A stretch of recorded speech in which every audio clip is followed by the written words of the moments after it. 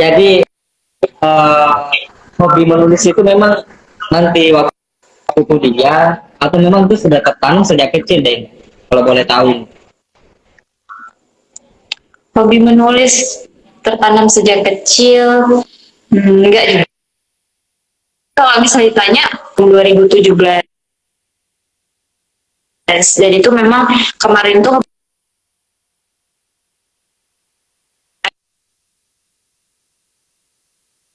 menyendiri juga, ya udahlah tulis saja gitu, karena semua tuh kan bisa diungkapkan lewat tulisan kalau seandainya kita nggak bisa mengungkapkan lewat lisan. Jadi sejak saat itulah sudah rajin menulis dan sudah rajin juga untuk buat-buat karya gitu. Jadi kesadaran akan potensi diri bahwa kita ini punya keterampilan menulis itu di saat kuliah ya. um, Sejak SMA sih lebih tepatnya kalau misalnya dibilang. Sejak SMA memang SMA. sudah ada ya, ada kira passion harus ada ya, senang nulis-nulis gitu ya. Iya. Nah, pengen lagi nih, Tega. Enda kan juga saya lihat dari video yang kita terima, Enda kan juga membuat semacam komunitas literasi, ya, meski komunitas literasinya mungkin masih berbasis ya. Namanya kan uh, KSGK ya. Cuma saya belum tahu sih apa sih panjangan dari KSGK itu. Dan itu bisa dijelaskan gitu lebih baik tentang komunitas literasi yang kita bangun saat ini. Mm-mm. Jadi kan komunitas itu, ini komunitas KSDK ya, itu sebenarnya komunitas yang memang udah dibangun sejak tahun 2018, 30 September 2018. Kemudian sempat vakum waktu itu selama 2 tahun ya, karena memang fokus kuliah juga satu dan nggak sempat ngurus juga. Karena kan kita kalau misalnya udah ada komunitas tuh kita harus siapkan narasumber untuk ngisi kelas dan sebagainya kayak gitu kan. Jadi divakumkan sementara. Kemudian setelah 2 tahun dan baru tahun ini diaktifkan kembali gitu komunitasnya. Jadi untuk komunitas itu sendiri sebenarnya kalau misalnya kita aktifkan sejak lama, itu udah banyak juga menerbitkan buku kolaborasi gitu kan sama member-membernya gitu. Dan alhamdulillah kami juga udah ada kayak gitu menerbitkan beberapa buku juga di komunitas itu sekitar 3 buku kayak gitu, kayak gitu kan di komunitas kayak itu. Dan itu biasanya tuh kami rangkap dari hasil-hasil event kayak gitu, event-event yang dibuat. Kemudian kan tadi kakak tanya tuh kepanjangan KSGK apa gitu ya. Kepanjangan KSGK itu sebenarnya nama tanpa planning yang matang gitu. Jadi kenapa ada KSGK? Jadi kan karya sastraku of Gika. Nah, artinya itu karya sastraku dari grup kepenulisan gitu. Grup kepenulisan. Jadi intinya tuh karya sastra kami semua dari grup kepenulisan, dan itu dibangun oleh beberapa kawan juga yang awal-awalnya tuh kenal sama mereka juga dia sastra gitu. Makanya jadi sekarang masih coba untuk membangun kembali komunitas yang udah pernah kami vakumkan itu untuk lebih. Jadi sekarang lagi oprek nih kak ceritanya gitu. Lagi oprek ya. Dan kadang ada yang mau daftar boleh langsung klik link di bio Instagram KSGK aja untuk jadi member. Jadi dia offline juga ya, selain di online dia juga dan juga ya. Berarti teman-teman sekitaran ya, ya mungkin suatu frekuensi itu mungkin gemar di teman kita ya. Karena itulah yang mungkin mempersatukan yang lebih. Iya. Yeah. Intinya kami kayak ketemu di dunia literasi lah gitu ya, di dunia literasi dengan minat yang sama, kemudian dengan mungkin bakat awalnya itu udah basic-basic semua, tapi kemudian lihat misalnya kayak apa, wakil foundernya itu ada Kak Neva, itu udah kayak mama kami sendiri lah gitu di komunitas itu sendiri. Jadi nah beliau ini sebagai motivasi kami juga kayak gitu. Kenapa komunitas ini pengen kami bangun kembali gitu, dan banyak juga ya member yang pengen aktif lagi komunitasnya. Makanya rasanya kalau misalnya semakin vakum nanti bakal mati. Makanya coba diaktifkan lagi di tahun ini. Betul. Kita diceritakan selama menjadi penulis gitu sejak 5 tahun ini. Iya.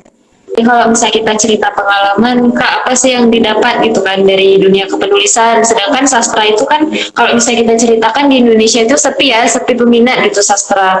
Dan ini kalau misalnya banyak peminat, ya nggak semua suka gitu. Masih sedikit lah bisa dibilang tuh literasi itu di Indonesia tuh lebih kurang sedikit peminatnya gitu. Jadi apa sih Kak yang didapat dari ini gitu kan selama kepenulisan ini? Jadi banyak yang didapat selain kita ketika kita ikut event kadang kita menang dan itu buat kita senang jadi reward sendiri yaitu dan kemudian kita juga dapat relasi yang luas gitu dari dunia kepenulisan ini kayak gitu. Selain itu kawan kita kan biasanya kalau misalnya kita buat apa kalau organisasi biasa tuh cuman ya di sini-sini aja kayak gitu. Tapi kalau misalnya kita buat semacam kayak komunitas gitu, kawan kita tuh dari luar juga dan literasi inilah yang menyatukan sebenarnya. Dan dunia kepenulisan inilah sebenarnya yang menyatukan. Kemudian pengalamannya apalagi kayak gitu lomba. Nanti kita ada kalau misalnya lomba dapat juara juga. Kemudian nanti kalau misalnya kita pengen nulis nih yang paling urgent tuh skripsi ya, skripsi gitu. Jadi dengan adanya dunia kepenulisan ini ya inilah yang membantu kita untuk buat skripsi itu lebih cepat kayak gitu selesainya gitu. Jadi orang-orang masih susah merangkai kata, kita lebih mudah untuk merangkainya gitu. Kemudian apalagi Kak yang didapat atau pengalaman apalagi yang ada di dunia kepenulisan ini banyak banget kalau misalnya kita pengen uh, lihat pengalaman yang lebih luasnya itu pasti banyak sekali kayak gitu. Artinya selama ada mengikuti dunia penulisan ini banyak hal yang didapatkan ya, khusus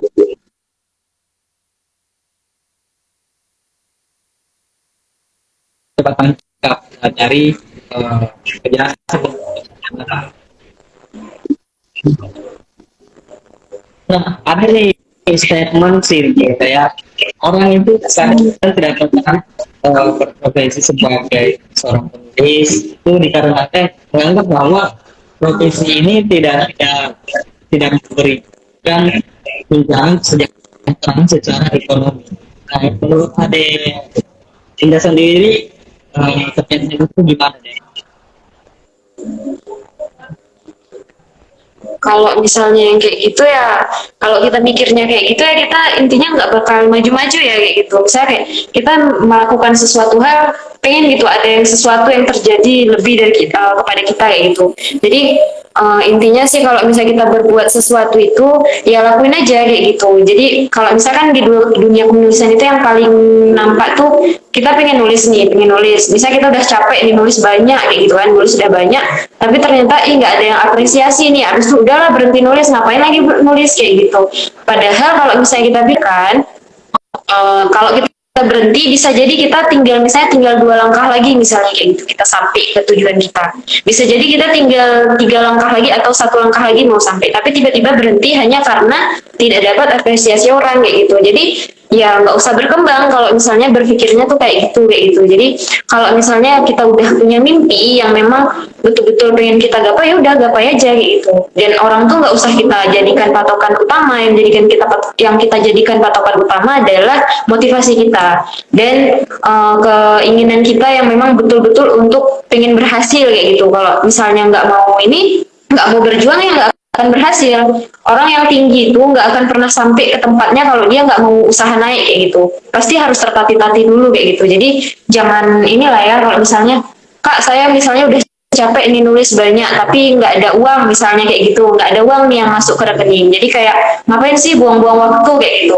padahal kalau kita pikirkan sekarang mungkin kita belum ada uang tapi ke depan kita bakal ada uang dan ini juga termasuk yang saya alami juga ya gitu kan kak yang Indah alami sendiri kayak gitu awalnya tuh memang nggak ada uang cuman ketika kita misalnya nulis artikel dan sebagainya nanti ada yang minta tolong buat artikel kemudian nanti ada yang minta tolong buat tulisan dan sebagainya buat cerpen untuk ini dia untuk kegiatan untuk tugas dan sebagainya kita dapat uang juga kayak gitu sebenarnya tergantung cara kita kalau kita udah pandai nulis kita udah dikasih keahlian nih kan udah dikasih keahlian ya udah manfaatkan itu dengan baik kayak gitu kalau misalnya kita nggak mau memanfaatkan itu dengan baik dan berhenti hanya karena takut sama cemoohan orang atau kritikan orang ya udah kita bakal kalah ya udah nggak usah berjuang ngapain berjuang dari sekarang kayak buang-buang waktu gitu.